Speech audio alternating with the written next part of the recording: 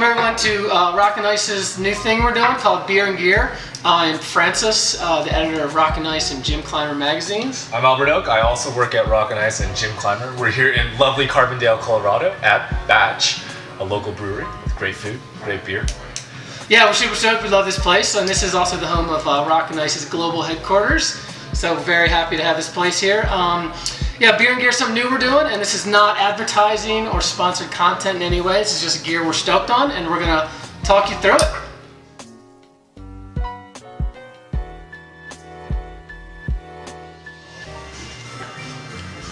Okay, so one shoe that I want to talk about, I've probably had about 30 days climbing in this puppy. This is a SCARPA Instinct SR.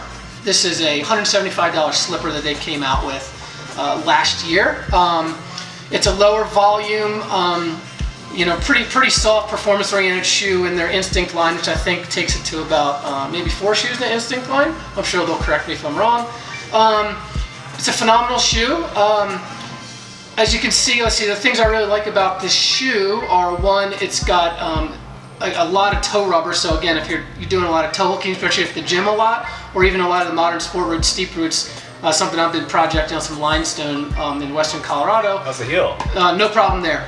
The heel's really good. Yeah, the heel saw, as you can see, so it's got a tensioned rand.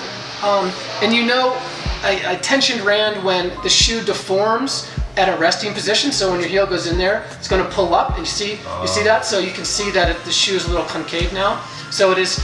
So the heel's pretty bomber. I wouldn't say it's the most locked in heel I've ever had, but it's very effective, and I've actually never had it come off, so that's really awesome. It's a lightweight shoe. In terms of downturn, it's on the mild end of downturn, so that means it's probably really good for some volume climbing if you size it just a touch big and not too tight. Yeah. So shoe is moderately asymmetrical, and symmetrical or a severely asymmetrical shoe. If you imagine a line that's going up the shoe, if it was perfectly symmetrical, your toe would be in the center. But you can see this is moderately asymmetrical because the toe isn't fully cambered like you would see in like the SCARPA Mago or something like that, which has a lot more of a radical asymmetry. Let's see, Vibram X2 grip, rubber's really bomber, never had a problem there. Let's see, I've had them for about, again, probably 30 days in these things, and the wear is really not bad. Wear's actually really good. I kind of hoard these shoes for when I'm giving burns on my project, so it's really good. Good in pockets. The toe is not pointy enough to be annoying most of the time, but not round enough to not be able to jab and stuff, so it's been really effective that way. What else can I say about this thing? What are your opinion of the different styles? So if we had it on rock versus indoors, what would it be good indoors? Would it be better on rock? What's better?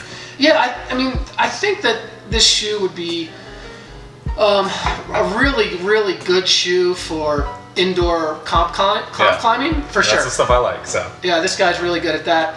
And so again, generous toe rubber. So again, it's good for like the modern parkour style stuff or volume stuff where you're just using your toes a lot, Yeah. And it's soft. And it's thinner, yeah? It's thin, yeah. I wouldn't say it's super thin, but I can bend it very easily, and so that's that's a telltale sign of a pretty soft shoe. It's really comfortable. This microfiber up at the top here. It comes on really easy. I didn't have any hot spots in this shoe. Basically, I'm pretty much a fan of this shoe. This is why I wanted to talk about it today.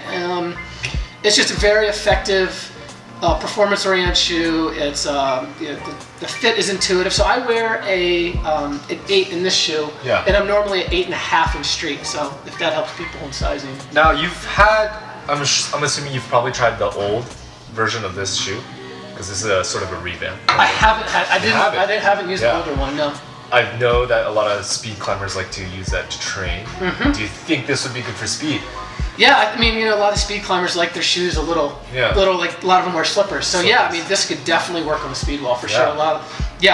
For sure, no doubt. Just size it probably half size too big compared if you're trying steep problems. This would be a great speed shoe, absolutely. Those upcoming combined athletes that are trying to train speed. You know it, man. Yeah. That's it. Yep.